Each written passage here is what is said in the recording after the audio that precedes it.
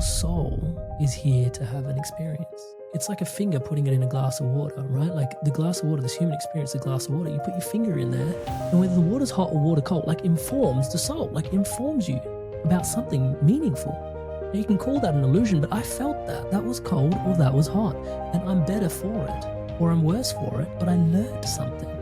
And that lesson isn't ephemeral. That lesson's tangible for the soul. And we're doing that through lifetimes. And so Maya, calling it illusion and dismissing it away is, in my mind, sacrilegious.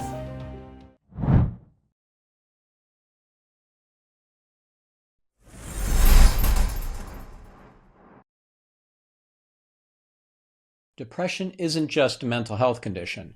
It's often a misalignment between your soul's purpose and the life you've been living. My guest on today's show, Amrit Sandhu, discovered this truth during his darkest period when clinical depression led him from being asked to leave university to eventually graduating at the top of his entire class. He's the host of the Inspired Evolution podcast, where he's interviewed spiritual luminaries like Marianne, Williamson and Eckhart Tolle, and he's a certified coach in over 21 different modalities, including Vedic astrology and gene keys. In our conversation, we discussed how depression and anxiety are both problems of presence, one trapping you in the past, the other in future worry. Amrit explains his MetaFlow formula for discovering your sacred curiosities versus hijacked ones, the critical difference between passion and purpose, and why your shadow aspects are actually gateways to your greatest gifts. He shares practical shadow work techniques, the power of inner child healing, and how living in alignment with your core values creates synchronicities, a.k.a. divine intervention. This episode offers concrete frameworks for understanding the connection between mental health and spiritual alignment. So without any further ado, on with the show. Amrit, it's so great to have you on the show. Oh my God, Stephan, thank you so much for having me. It is such a pleasure to be here. The guest that you've had on your podcast, I feel a little bit of imposter syndrome being on your show. Thank you so much for having me. I think imposter syndrome kind of comes with the territory when you interview luminaries. So yeah, I've had it too. And it's just part of life, I think. So yeah. And in fact, I'm curious what kind of story comes to your mind when I ask you about imposter syndrome. I've got a fun story, but I want to ask for yours first. Oh, really? Imposter syndrome, fun stories. I mean, I feel like it's happening all the time. Yeah, like we've been running a podcast for about 8.5, going on almost 9 years, I think. And I don't think there's many days where it's just like I look around at the incredible sort of feedback that's given, touchwood, through the work that we're doing, and I'm sort of like, oh yeah. I sometimes find myself having, I don't know if this is normal or if you feel this, but I find myself saying I've got a healthy sense of cognitive dissonance from what the podcast is actually doing in and around the world. Recently, I got certified as an astrologer, and there was another lady that was actually going through the process with me. And we were being adjudicated at the same time for our certification as we were giving some readings. And she turned around and she said, I just wanted you to know that actually I'm here because of you. And I was like, what? Like, she had a whole background, lawyer, legal, all this sort of stuff. And she was like, yeah, I'm pivoting into this because of you. And I was like, what? And she goes, yeah, I listened to your podcast. And it was like a little bit of a cascading moment, for me where, a few things sort of collapsed in on themselves. And I was like, oh yeah, that's right. People do listen to the podcast. Obviously you see, the numbers at the back end of the podcast and people are tuning in, but there's something about the human connection when someone sits there and goes, actually, I listened to this podcast and actually it's influenced me to change the entire trajectory of my life. And then you think about that person, their family, them potentially pursuing their passions and how much more joyous they're going to be and how that ripples into all the corners of their life. And I mean, yeah, then you look at the numbers on the podcast and you go, whoa, like there's probably some really cool things, touchwood, that are happening in the world from me following the things that I'm passionate about, humbly. So yeah, I think there's a healthy sense of cognitive dissonance there, but I feel like the imposter syndrome is present pretty much all the time, and hence the cognitive dissonance, because yeah, at the end of the day, these conversations that we're having, I still very much feel like, touchwood, and especially in the early days of the podcast coming out, like there weren't that many people listening to it, and I was just having a great time enjoying the podcast, having a jam in conversation with people, and I would continue to do that, just because of how life enriching these conversations can be for an individual to have with others, and the fact that they're actually supporting others, I mean, is just, it's incredible. Touchwood. Yeah. So how was that imposter syndrome? Because it sounds like it was just reaffirming that you were on path. It is, but it also sometimes when you feel into someone going, that actually completely changed my life. And it's like, really? It was just a conversation that I was having with someone. I didn't realize it was going to do that for you, you know? And then they're heaping all this praise onto you in terms of like, no, that was you and you unlocked that for me. And you're like, oh, really? That was me? Like that did that? Like, you know, and you don't feel quite adequately like, oh, yes, I do have this podcast and I'm glad it changed your life. You know, like, touch wood. So hence the, stepping into that and that distance between, yeah. Years ago, I wrote an article about imposter syndrome for the Huffington Post. Yeah, and because of that, Psychology Today contacted me and asked me to be one of the features in the story about imposter syndrome. And I agreed. And it got to the point where they wanted me to be on the cover of that issue. And I freaked out. I talked to my wife about it. Pun intended. She said, well, you're going to be the puns poster boy for imposter syndrome? Seriously? You got to walk the talk at some point, don't you? So I passed on the opportunity. I love it. I love it. Yeah. You can't write stuff like that. That's so cool. Thank you for sharing that story. So let's talk a bit about your origin story, your superhero origin story. So how did you end up where you're at? Before we started the recording, you were talking about how you pivoted your podcast from just general personal development to more spirituality focused. Yeah. I'm sure there's a story behind that, but I want to hear the story behind the story and hear how you got into this whole life path in the first place. Yeah, I mean, we can go back probably, and maybe I'm a bit too spiritual, but you know, all of our paths are leading us moment to moment, stacked to where we are now, and each moment was perfectly orchestrated, right? But where we are right now, like, I mean, the big sort of, when I look back, the two real big challenges I had in my life that really stand out in terms of origin story was coming out of high school, early days, university. There was this massive, like a lot of my life sort of crumbled all around me. Friends, relationships, my academia, like a bunch of stuff. And I ended up basically square in front of a psychologist. And I was sitting there and, you know, for a young man of like 22 to be sitting opposite a psychologist, I mean, you're pretty invincible at 22, you know, you're pretty bulletproof, you know, psychologically anyway, you think exactly. So we think. And so something really must be going wrong, right, for me to end up in that situation. And I remember sitting opposite her and, you know, her going through, and she was like, yep, you've been struggling with what is diagnosed as major clinical depression for the last 6 years, you know. And she prescribed me a bunch of pills, you know, in her wisdom. And one of the things, a couple of things she said actually at the time, which really stood out, but one of the key things was, touch wood, was, you're going to be all right. And it was really weird because I'd never, like, now mental health is more of a conversation, but back then, this is like, you know, 15 years ago, it wasn't really that big a conversation, that people were having. And it was weird because, like, if you broke a bone, like, you broke a bone in an instant, and then it took you like 3 months to recover it, you know? And so here she was, it's like, you've been struggling with this for 6 years, but you'll be right in a couple of months. And that, like, the logic was kind of flipped on its head. I was like, oh, like, that just sort of doesn't make sense, you know? Because I was basing it on the external physical rather than the internal landscape. And her commentary was, you're going to be okay because A, you know something's wrong, and B, you're here trying to do something about it. And at the time, I just glossed past those points and I was like, yep, sure, whatever, moving on. And in hindsight, having become a coach, guide, mentor, I realize how actually important those two things are, is to A, know that something's wrong or there's something you'd like to shift, and B, that you genuinely want to do something about it, right? And that was, you know, that was actually quite wise what she shared. And so given that, she then also described, actually, you need to adopt the value of honesty, and actually you need to start to learn to be honest with yourself. And that was quite profound because she'd almost pulled the exact thread that was at the core wound of the entire tapestry that I had built my life upon that was causing everything to fall apart. And there's a bunch of reasons for that. I mean, growing up as in an immigrant family here in a Western environment, there was a very mismatch of cultural values, right?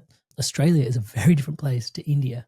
Yeah, so being raised with Indian values and then trying to assimilate into Western values, you're trying to find your way, but you can't always do it. And so you end up fudging the lines in between sometimes, you know, and that's like a nervous system tension that you end up carrying. I'm much more eloquent about it now, but like back then it was just like an existential crisis, right?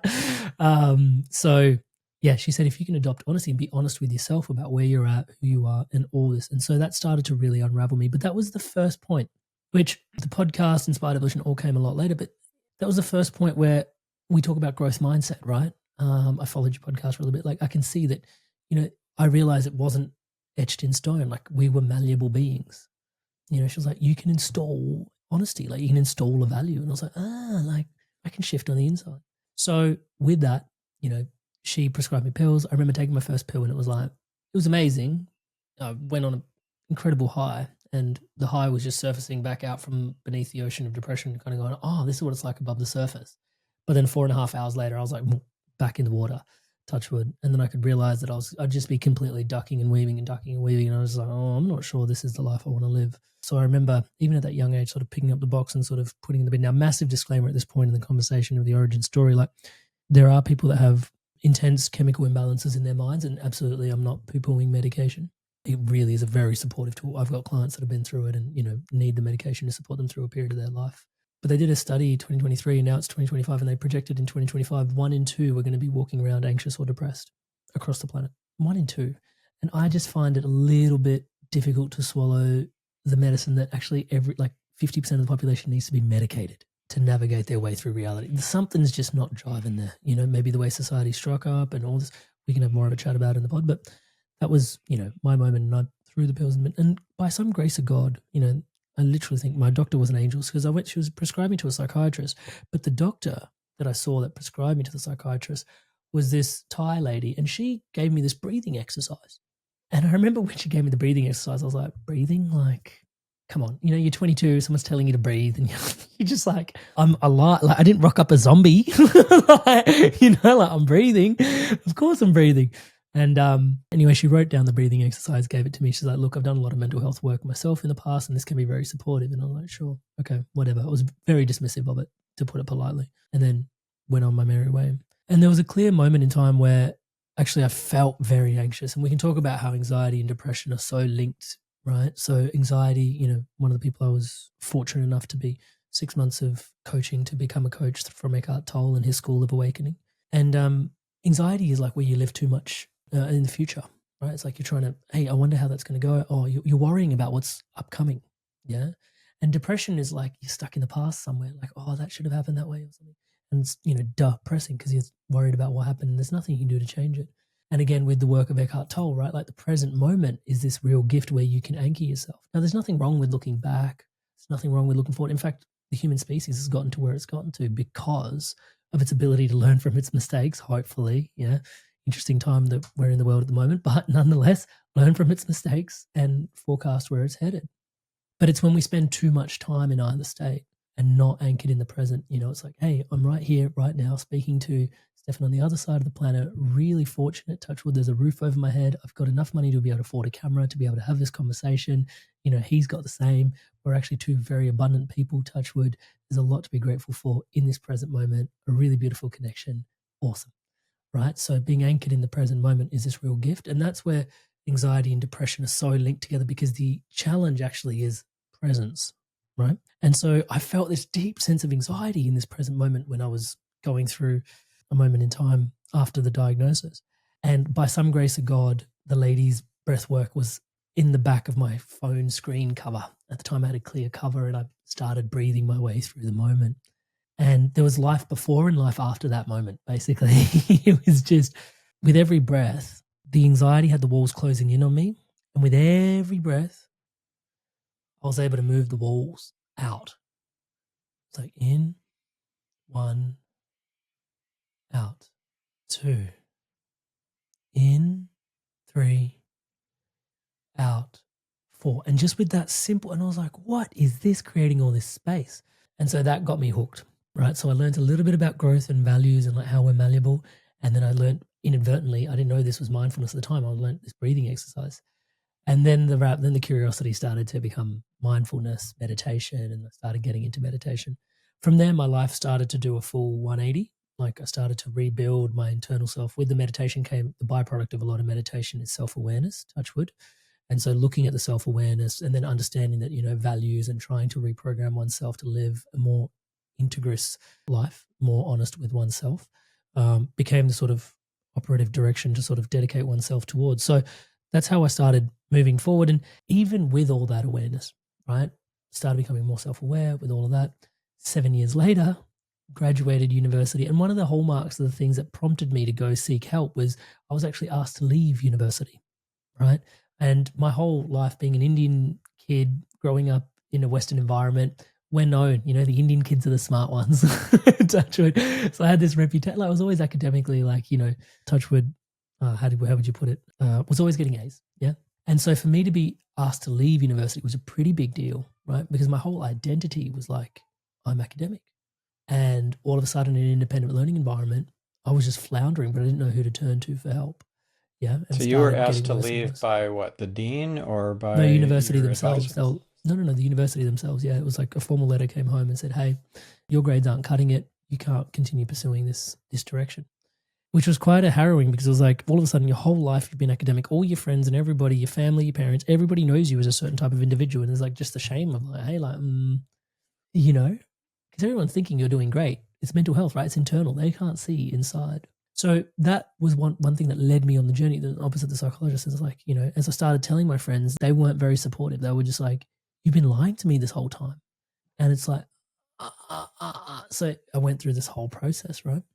Yeah. But then it destroys your identity. If your identity is based on your achievements and your career or your academic position, then you don't have anything to hold on to. You're just something amorphous, like free floating, like unidentified spiritual object, I guess. I don't know. It just which is great when you're on a spiritual path and you try to pursue that, right?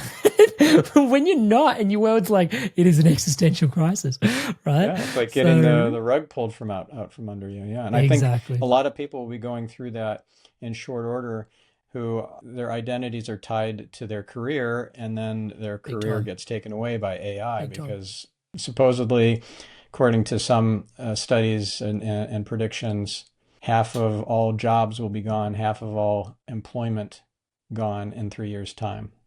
Yeah. Yeah, it's a very interesting time to be alive in this sort of crisis in meaning, as they put it, right? So I went through that at that point, and then I've re-engaged with this new improved self-awareness with university, went to basically dedicate myself, finished my degree, got my degree. And one of the things that happened when I graduated my degree the second time round, and this is going to sound egotistical for a sec, so just bear with me for a moment, but when I graduated the degree, I graduated top of not just structural engineering, not just top of engineering, but top of like the entire university for that year for leadership, academia, and innovation. And it's the awards on the university website, and it was quite profound because they had this whole process of like selecting who they were going to award this award to, because there's a lot of people that actually had a perfect GPA, right? Like a handful of people, touch wood. And there was this interview process, and towards the end, the last question they asked me about this interview process was like, why should we give this award to you? And it was just one of those questions I hadn't prepared for. Like all the other questions I was like, yeah, tell us a little about it. But it was one that's like, why? Wow. Because I've met the other candidates and they're all phenomenal. Yeah. And you're like, wow, talk about imposter syndrome again, rears its head in the conversation. And I was like, yeah, why? And it was one of those moments where I just like sort of sat back and said, like, Jesus, take the wheel, like you tell me what, and what came out of my mouth at the time was this: 4 years ago, I was asked to leave a university because of poor academic performance and bad mental health, poor mental health. 4 years later, the same individual is graduating university, top of not just engineering, not just, everything I said before, but like if you were to award me this award, yeah, it would be incumbent upon me to share the importance of the value of mental health and how important, like that's the same person, just different states of mental health. And I don't want to sound like this, but in that moment, I knew I had the award. Yeah, because I could see it, like it clicked for all of them. And I was surprised that those were the words that came out of my mouth, but it was my truth. Touch wood. And so hence why, even though it sounds egotistical, I find it incumbent to share this message because it's important, right? That's literally the same person. And so with that, having this award, decorated student, blah, blah, blah, I got the best job an engineer could get. Yeah, very high paying, very well, very successful, and landed in my first day in the workplace. And I remember looking at my CEO, and I'm quite self-aware at this point, right? Because I've been meditating for like 4 years.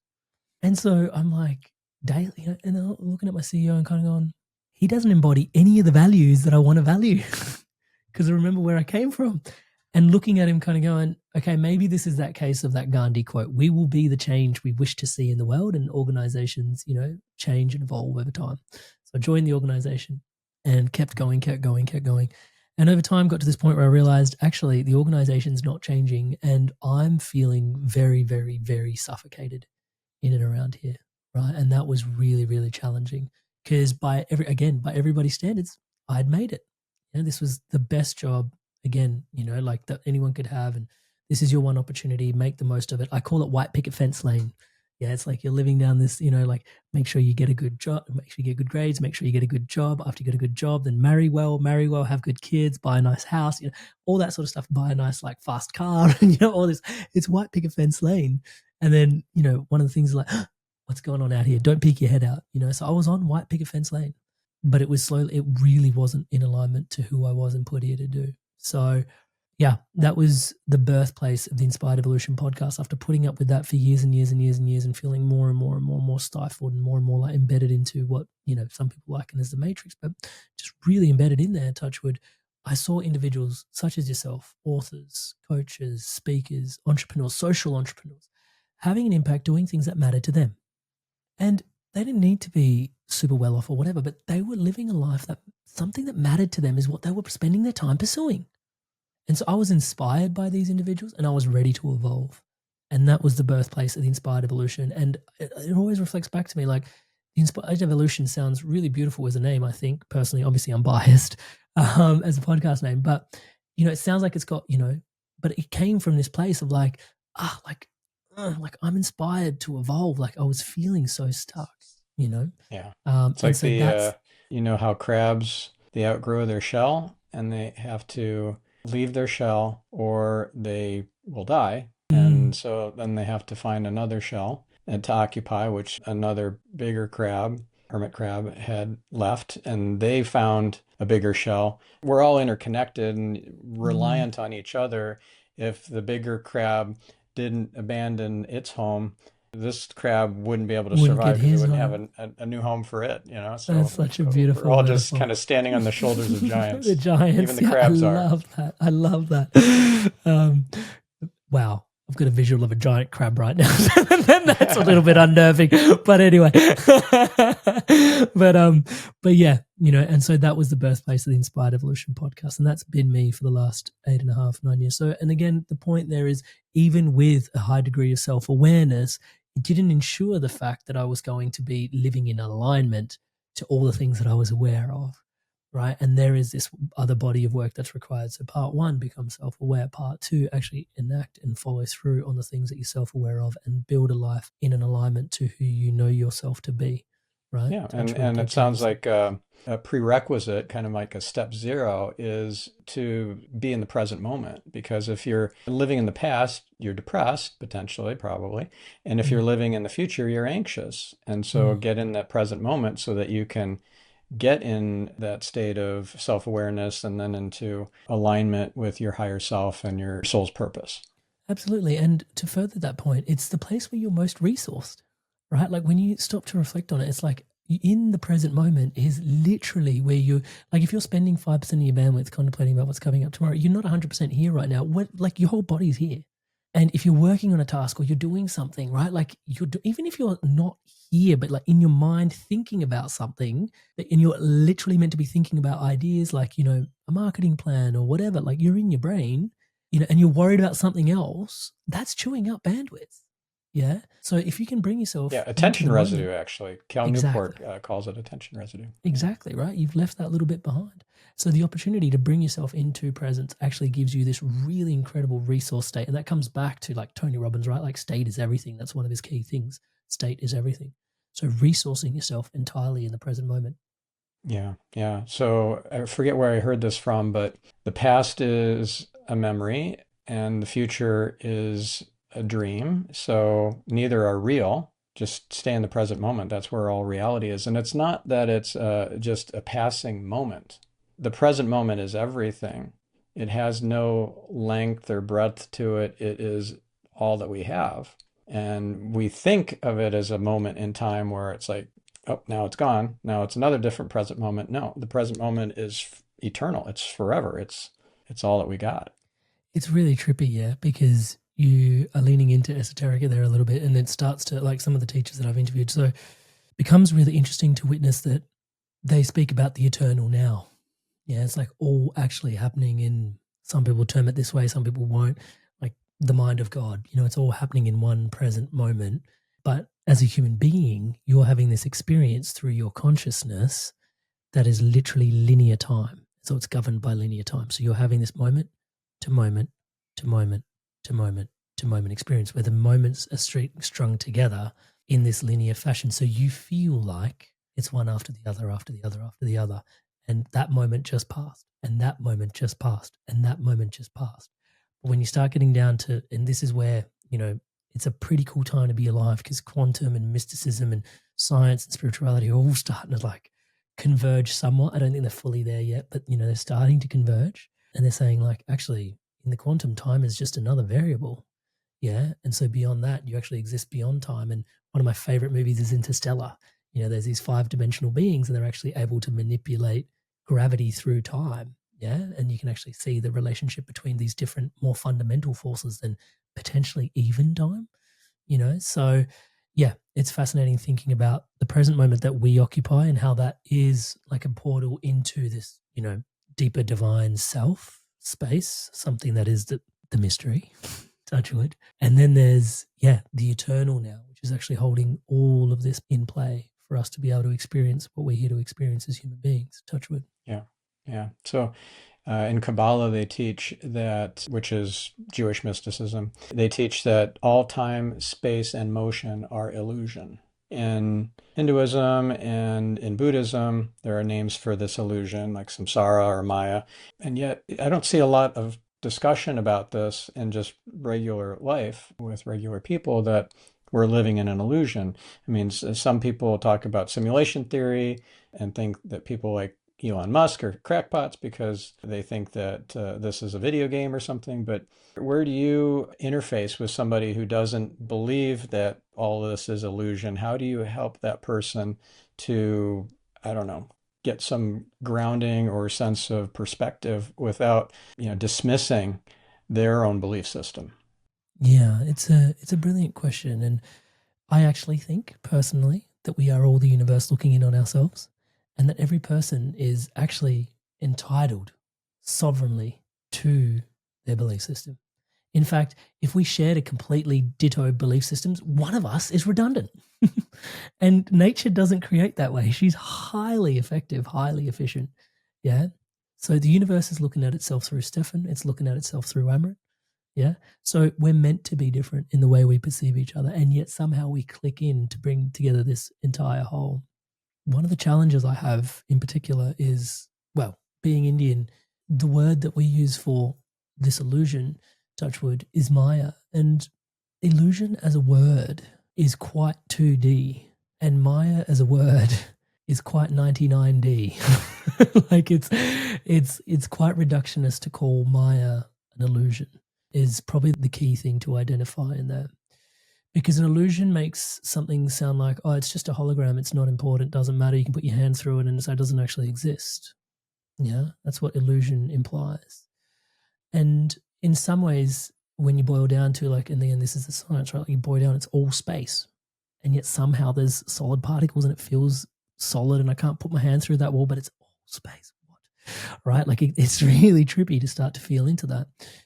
But the key thing in there is, with Maya, the awareness being that actually this entire reality that you consider to be knock knock hard real reality, yeah, and it's that hard problem of consciousness that scientists can't seem to crack, yeah, is set up in a certain way. And the mystics will say that it's here for you to have an experience. Yeah, now which you are they referring to in there? Right? Like, your soul is here to have an experience. Yeah. And so your soul actually comes in, and like, it's like a finger putting it in a glass of water, right? Like the glass of water, this human experience, the glass of water, you put your finger in there, and whether the water's hot or water cold, like, informs the soul, like informs you about something meaningful. Now you can call that an illusion, but I felt that was cold or that was hot, and I'm better for it. or I'm worse for it, but I learned something. And that lesson isn't ephemeral. That lesson's tangible for the soul. And we're doing that through lifetimes. And so Maya, calling it illusion and dismissing it away, is, in my mind, sacrilegious. Yeah. It's like this incredibly gifted, like it's a gift in many ways, right? Some teachers will say we chose to be here. And this is when you start studying astrology, you look at and it's like, well, like everybody kind of chose the perfect sort of parents and path and everything for them to learn the lessons that they're going to learn this lifetime. Now, to your point, not everybody subscribes to that, and that's totally fine. Back to my point, we're all meant to subscribe to the things that we believe in, right? And we're all meant to learn to actually love and honor that about each other. And I think we're getting better at it. Slowly, we're actually getting there. In some places in the world, like you can see war breaking out and stuff over belief systems, but you can see the younger generation, they're not buying it anymore. They're just like, I'm Indian and Punjabi and Sikh. And like there was this war between Pakistan about to break out. And all of my posts, like comments on YouTube to back was like, I love my Pakistani friends. One of my mentors that helped me build my YouTube channel is Pakistani. And like he recently had a daughter. I sent him a bunch of gifts. Like, there's no animosity.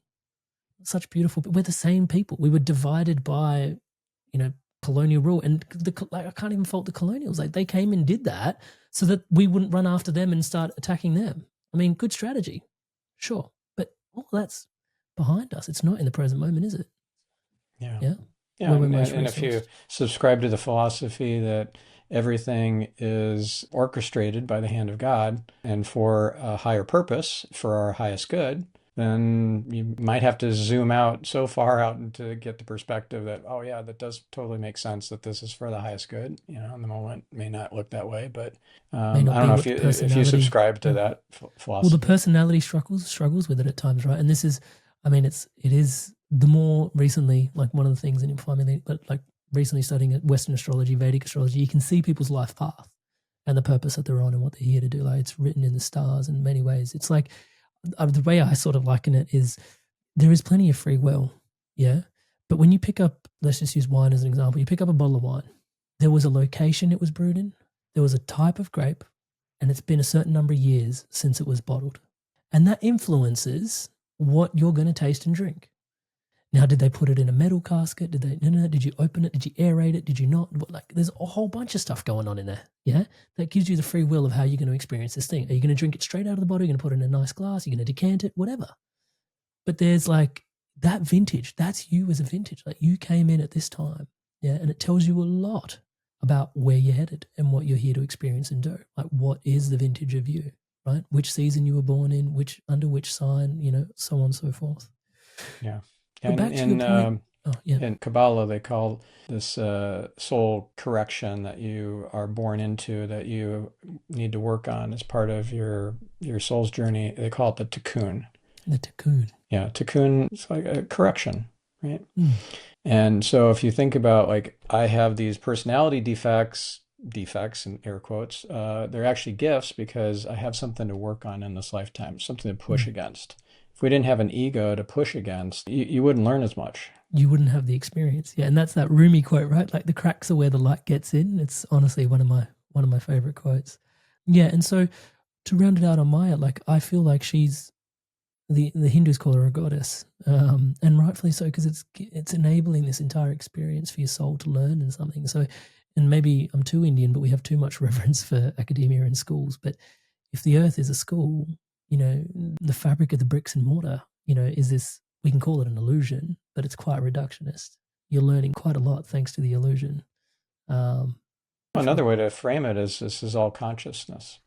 There's nothing that's not consciousness. There's nothing independent of the all that is, the creator, right? So, it's like you collapse the waveform into a particle by giving it a name. But, whether you call it illusion or you call it consciousness, the vibration of its source, it's the same thing. It's all that is structured into whatever you want to call it, video game or a simulation, a wondrous, magical experience, a miracle. Everything here is a miracle. However you want to frame it is kind of like how you'll experience it, but you're collapsing the waveform into particles just by formulating words, giving it a name, putting a name to it, And speaking it out loud now brings it into physical reality when it was all infinite possibility before. Freezes the form. Yeah. Yeah. Yeah. Now, something I learned from reading a book recently by Rabbi Shalom Arush is that, well, he states that according to Judaism, the state of being depressed or having depression is dependent on having a lack of gratitude. If you are grateful for the challenges, like you're grateful for the obvious revealed blessings, then it would be impossible to feel depressed. Would wholeheartedly agree, but I think that's a bit of a hack, if I can say so myself. Not he's a hack, but he's teaching a hack for people to really come back in, because ultimately, in my worldview, again, it's like the quickest way into the present moment is to find your gratitude, right? So depression is in the past, again, anxiety is in the future, and you can anchor yourself in the present moment. And like you said before, like you'll notice the example I gave before is like, I'm sitting here, I've got a microphone, got a camera, speaking to someone in Tel Aviv. Wow. Like you can just feel the gratitude in that moment. It's like, oh, wow, like there's a wonder and there's a gratitude about it. It's like, how is this actually happening? Right? Like it somehow started off as an amoebic cell somewhere and now this is happening, right? Like what is going on? And if you're filled with awe and wonder, you end up with gratitude. So absolutely, gratitude brings you into the present moment. Very difficult. If you continue to cultivate gratitude, continue to cultivate presence underneath that, touch wood, because it doesn't always have to be gratitude. Yeah. Sometimes it's important for people to give themselves space to heal their traumas so they can feel more whole and present as well. There's this, like, we're multidimensional. We're meant to feel all the different emotions healthily, if possible, to the best of our ability, right? And if you can't, then actually there's a bit of work that offers itself in the shadow work there, right? Touch wood for the individual. But that's that presence and depression, in my humble opinion. Mm-hmm. Speaking of shadow work, what have you done in that department? Like what kind of shadow parts of yourself did you disown or ignore? And then how did you integrate those?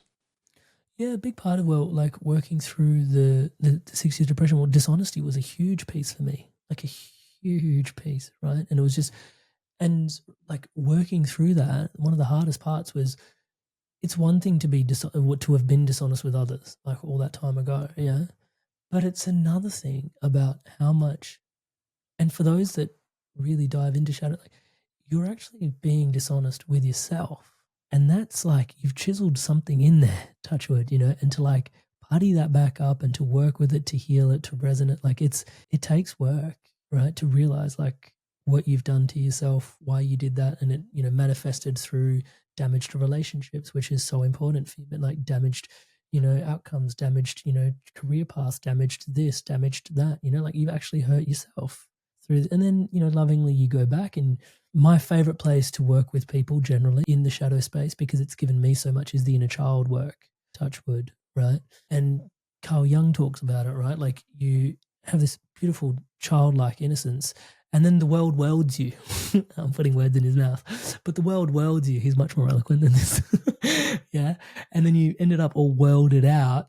But then at some point, especially the midlife, when you come to this point, you've got to reach down and bring this inner child back up to stand on the scaffolding where that was all that welding, and allow yourself to like really bloom and blossom once again, right? But you've got to do that reclamation, and you've got to go back down into that inner child. And there's that saying from the Jesuits, right? Like, show me the boy or the girl before the age of 7, and I'll show you the man or the woman.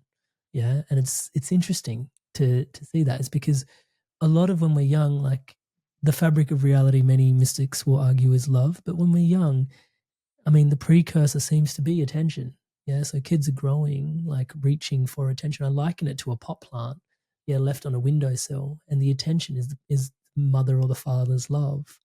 And if the sun is coming in at a particular direction into the window, but not from other sides of the day, the plant is very strategic. It learns to grow in the direction of the light. It's like, there's the sun. Like, I'm going to grow that way. But then as it continues to grow and grow and grow and grow and grow and grow and grow and grow, now it's starting to fall over because this part of the plant's gotten so big and it's not serving it anymore. That whole pattern of I get attention this way and the sun is here is like past its use by date, and like it needs the opportunity to do some work to sort of go, can I straighten myself out? But it's like, no, but I can't because I believe this is where I get. It's like, you don't, like, you can draw from the soil. You can draw from the soil. There's plenty of water. There's actually sunlight all around. Like, you don't need to draw attention from that same place anymore. but it has this feeling of like, I must, I can't, I gotta, and we get held in these patterns past their use by date. Yeah. And so going in and looking at the child that contorted itself to get the love and the attention, touch wood, that it was seeking through that period, holding it lovingly. And that's the hardest thing, because we keep pushing I'm not good at this, or I'm not good at that, or I don't do this. And we just end up shooting more onto ourselves and compressing more of those things into that space. And it's not for the lighthearted, right?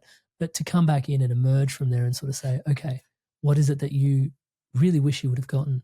I was like, my father didn't have the time, or my mother didn't have the time, or my mother was mean, or, whatever's in there, touch wood. And then loving that part of yourself and like lovingly pulling that plant, into like, hey, it's all good. It's all good. You don't need that anymore. With love, touch wood, is quite a deep place to go into and to start to do the work over time. And it's not something that happens overnight, right? You've got to build that relationship, touch wood, with your inner self. And it's, and life's busy. I've done this work with so many people, and your day-to-day stuff gets in the way, and like venturing into yourself, it's reason why you've locked it away and it's uncomfortable and you don't look at it and you don't go there. You've got to turn a practice of it, to go in there. But you give it 2 months. You have to be aware that it even exists, because if you're not, then you're just flying blind. And then it starts to shift. And then you see people before and after, like you can see it, like the creases in their face change, like touch wood. It's remarkable. They carry themselves differently. Yeah, there's a lot of modalities. And one of the things I will just reference to shadow work is, again, because it is echoing sentiments we've shared in this podcast already. One of the things I'm certified in is a Gene Keys guide and coach. And Gene Keys, been doing that for about 7, 8 years now, touch wood. And they have like each key in your hologenetic profile, which may mean something to some people but not to others. Each key that is a makeup of you has a shadow, has a gift, and has a siddhi, right? And a siddhi is a Hindi word or Sanskrit word for like enlightened, beneficial quality, right? Then there's a gift and there's a shadow. And one of the teachings from the Gene Keys is consistently that your shadow is an opportunity to rise up into the gift and the siddhi. Like, don't avoid it. In fact, the more you avoid it, the more the shadow keeps rearing its head. It's like, hey, you've got some gifts here. Back to the crack is the light, where the light gets in. Yeah. So it's like, can you learn to like embrace it? And you don't have to dwell in it. Yeah. Using that to understand, right. Okay. One of my shadows is conflict, but that means actually I'm really good at diplomacy. I'm really good at diplomacy. And the siddhi is unity. It drives me. It's like, I want to unify everything. But what I see everywhere is like conflict. That's really painful. And it's like, okay, diplomatically, let's come into the gifts. What can we do to diplomatically like iron some of this out? Touchwood, right? So there can be more unity. So the shadow, touchwood, is in fact an opportunity. Yeah, that's great. I read Debbie Ford's book, Dark Side of the Light Chasers. Yeah. It's a really profound book. Interesting title. Yeah, I'd love, yeah. It's a great book. It's a foundational book on shadow work. And there are some exercises after each chapter finishes. And if you actually do them, it's quite profound. You get a lot of benefit integrating and healing that part of you that you've disowned. I'm going to get a copy. Yeah. This sounds really, it's great. It's great. And another thing too that you said earlier that I want to circle back on is you were talking about the word should. Like don't should on yourself or something like that. And that reminded me of something I learned from the modality NVC, nonviolent communication, developed by Marshall Rosenberg. Yeah. And that is that should is the most violent word in the English language. It's such a gospel, that book. I absolutely adore that work. Yeah, it is. It is. And I mean, the work that I do, is like all about MetaFlow, right? It's the flow that you experience when you're in alignment to your values, right? Like if my story has taught me anything, it's like life in alignment to your values, in inspired evolution, and out of alignment. Now with this, astrological, and life in alignment to your astrological makeup and the reason you were put here. And the violence you commit against yourself when you're living out of alignment, thinking that you need to hustle your way through because society's told you that you should live this way. And it's suppressing your soul, the dreams, the brilliance, the creativity, everything you were put here to do. Yeah? Like that's your power. And then the opportunity to realign, to come back, to reclaim your power, reclaim your creativity, reclaim your brilliance, reclaim your dreams. That's that when you're in flow because you've put your life in alignment to what it is that you're put here to do. And life opens up as flow. People are trying to hack and optimize flow states based on dopamine receptors, serotonin receptors, and norepinephrine and all this, which is great. You can in the moment, but there's also these things, and people have this. Synchronicities open up from where? When you're on your path. It's a sign you're on the right path. Intuition is more alive. Certain gifts come online. It's like, wow. I mean, how was I, touchwood of all people, given the opportunity to be coached by Eckhart Tolle for 6 months? I'm like, what is going on? But at the time, that's what I needed I needed that to be like, oh my God, this is such a gift that I'm on the right path. How does this even happen? Yeah. And it happened, touchwood. And so I'm like, okay, I must be on the right path. Shut up, close your mouth, keep going, And those are those when you're in flow with your life, and the reason you're put here to that's that MetaFlow. Yeah. So I know you have a free course on discovering your soul's blueprint. What would be like a wisdom nugget from that course that would help our listener? Yeah, cool. So we can dive in there. Basically, it brings you into the first place we start is with your values. The next place we take you through is your strengths, the strengths that you've accumulated through this lifetime, and then also we help you build out a vision, right? And the way we build out a vision is quite bespoke to us, so it's a bunch of fun. So that's the general arc. What's underpinning there is when we talk about MetaFlow, right? It's all about living a life in alignment to your highest purpose, deepest soul's calling. And if you bear with me just a few moments, I'll just unpack it for you, the MetaFlow formula. So you don't have to read the book, which you can. But so you start off with understanding your values, right? So if you can understand your values, that underpins what we call in this 3-part framework, your curiosity, right? So back to what I said initially, you are the universe looking in on itself. That much mysticism everybody seems to be able to get on board with.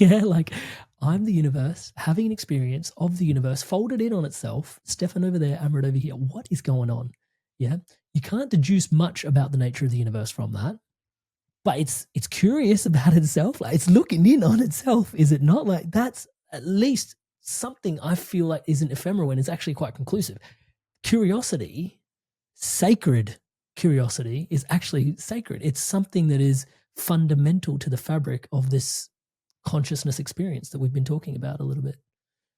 And so to understand that, and back to your point, there are sacred curiosities and then what I call hijacked curiosities, where our curiosities get hijacked. Show me the boy or the girl before the age of 7, I'll show you the man or the woman, right? We get told we need a good career, we need this, we need that, you need a Mercedes, you need this, you need that, whatever.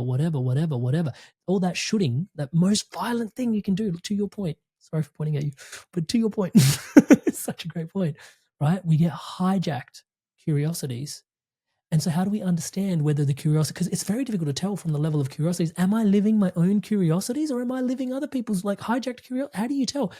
Underpinning that is your core values. Understand your values. So that's the first part it takes you through, right? Understanding your core values. And so for me, I'm connection, contribution, celebration. Back in engineering, was I connecting? No. Was I contributing? A little bit. Was it alignment to the contribution I wanted to make? No. Celebration? There's very little celebration. Coach, speaker, podcaster, also, do I get to connect with people? Yes. Contribution? Yeah, I'm hoping there's a good contribution through this. And it's alignment and celebration. I mean, yes, hopefully everybody leaves this podcast celebrating their life a little bit furthermore. So I'm in alignment to my values. So then I can check back in and be like, okay, what I'm curious about, is it built upon my values? And it's like, yes, it is. Great. You're now aligned. Yeah. And that's why we build the vision in alignment. The first thing we do is get clear on your values. We can easily help you build your vision, but without that fundamental thing, and then looking at the strengths that you've accumulated through your lifetime, through the tribulations, through the highs. Again, this is like hacking your astrology to have a look at what were the key points at which you achieved really great things and really struggle with certain things. You've developed some real masterful strokes in there. And then we build your vision. And so from there, that's the Discover Your Soul's Blueprint course, curiosity. But the MetaFlow formula then goes, you've got your sacred curiosity, and it becomes incumbent upon you to understand the delta between curiosity and passion. Yeah, the next step is passion. And in order to get from curiosity to passion, the bridge is cultivation. Yeah. So if you can find 3 or more, ideally 5 or more curiosity points, Yeah, like I'm curious about spirituality, personal development, the impact that media can have on people positively, good news media, human connections, in-person experience, like hugs. Like this is a bunch of curiosity points for me. Yeah. And if I can draw a ring around 5 or more, naturally these start to ping off each other and energy is generated. And if I can cultivate that, I fill up what I call my cup of passion. And this is what I say, this is what I think when people say fill up your cup, what are they referring to? This is what they're referring to, in my humble opinion. Yeah, obviously I'm biased because it's my formula, so I'm sitting here, touch wood, and not my formula anyway. But do you know what I mean? Like, this is your cup of passion. You need to cultivate your curiosities bit by bit. I didn't start off with a podcast. It started with a gathering in my house. Every 2 weeks, people would come over and shoot the shit on spirituality, philosophy. We'd nerd out on Jungian archetypes, all sorts of cool stuff. And that then grew from them going, you need to start a podcast. And I was like, no, no, no, no, no, no. They're like, you do. And I was like, no, no, no, no, no, no, no. You know, but I was cultivating things I was curious about organically that were built upon my core values. And it was my sacred curiosity. And that started to fill the cup up. So I was cultivating it. Every 2 weeks, people would come over, tick tock, right? And then what ended up happening from an overflowing cup of passion, right? People were like, you need to send this further. Can you please, take the time, don't rush to cultivate, take the time, allow the cup to fill up. And from an overfloweth cup, you get the opportunity to live your purpose. Now, the trick basically is, and that's part 3, the trick is your passion is for you and your purpose is for the world, but they're the same thing. But don't rush. Make sure you've cultivated enough of your passion because it'll get stress tested and checked out in the way. Sometimes you think you're doing something, but actually it's another thing, but it's in alignment, but slightly 5% different. So take the time to cultivate and fill the cup. And then from an overflowing cup, like I started a podcast and someone said, hey, will you coach me? On what? Just have the conversations you're having. And I was like, really? There's value in that? And they're like, yeah, there is. Okay. And that set me on my trajectory. Then I've gone and now they're like certified in 21 different things. And now I'm a Vedic astrologer too. And I'm like, what is going on with my life? But the engineer in me looks at me and goes, you what? Touch it. But you know what I mean? So, and that becomes your purpose. You learn. And so the bridge between passion and purpose is service, right? And that's why the book that houses the MetaFlow is called Serve Your Purpose, because that's the end state, is to serve your purpose. Touch wood, and the reason that you're here, right? And that's the MetaFlow concept through there. Touch wood. That's great. Very cool. So I know we're getting close to the end here, and I'm curious to hear your kind of secret to getting some of the biggest guests in spirituality on your show, because your guest list reads like a who's who, like all the big authors and all the experts. And how did you pull that off? You're, I mean, obviously with an overflowing cup, you've got the passion and the desire to bring it about, but how did you manifest that into the physical? Touch wood. Are you ready for it? It's a great question. I really appreciate you. And I'm glad that we just spoke about the entire MetaFlow formula there so you guys can really understand. So this is Nat. For those that aren't watching the video, I'm pointing to a picture I've got in my podcast studio of my first ever yoga teacher. And love her dearly. She's like an auntie to my children. She's super tight. And she was the first ever guest on the Inspired Evolution podcast. And like I said, the Inspired Evolution podcast was birthed out of my living room every 2 weeks. I was having these people come over and we were discussing really cool things, and they told me I should start a podcast. And I just thought the people in my local community were the coolest people. And it started with Nat. I was interviewing my yoga teacher. And then from there, I interviewed another friend of mine who is now an entrepreneur, disruptor. Now he's worth like $40 million, but that's beside the point. But, I was starting to interviewing authors, people that were really interesting in my local grounded network. I remember the first big guest, if you want to call it that, like outside of my network that I got on was Dr. John DeMartini. And it meant so much to me. But even that was like 12 months later of me interviewing people that were just in it was very grassroots. It literally started in my living room with me. And the first time I opened up my living room, I opened it up to, I invited like 25 different people. One person showed, the next time 2 people showed. I wasn't under any pressure for them to have to come. But it's been very grassroots the whole way through. Yeah, the whole way through. And so when people, like someone who asked me, like, what was it like sitting opposite Marianne Williamson? Like, you must have been really terrified of going into a conversation with such like a spiritual heavyweight. And I reflected and I was like, I was really in awe of the moment, but I wasn't actually that intimidated. And they're like, huh? And then I had to reflect on it further. It's like, actually, because the Marianne Williamson podcast episode happens like 4 years into the podcast. Yeah, at which point I've been interviewing a guest every single week without fail, consistently, touch wood, for 4 years prior to that. And the guests, and now it's Marianne's here, another guest, touch wood. So in a couple of words, don't quit. It's probably not what people want to hear, is don't quit. Just start, start with, what's around you. And, like I'm still, and this is back to the imposter syndrome, like I'm still, like sometimes I look at my phone and like go through and it's like, this person you've idolized for a lot of your life and is in your phone directory. Like, what is going on here? It's really trippy. It's really trippy, touch wood. But again, back to MetaFlow, like when you're in alignment to doing the work you're meant to do, like things open up, touch wood, like you're not, touch wood, like it's just what is going on, like you blow yourself away. Opportunities, things open up, you surprise yourself. But it's because what you were meant to here to do. And one of my mentors, Vishen Lakhiani from Mind Valley, he says it's like the hand of God, like once you're oriented, moves obstacles out of your way for you because he knows you're listening to the work that you're put here to do. Yeah. And I really love the way he articulates. Yeah.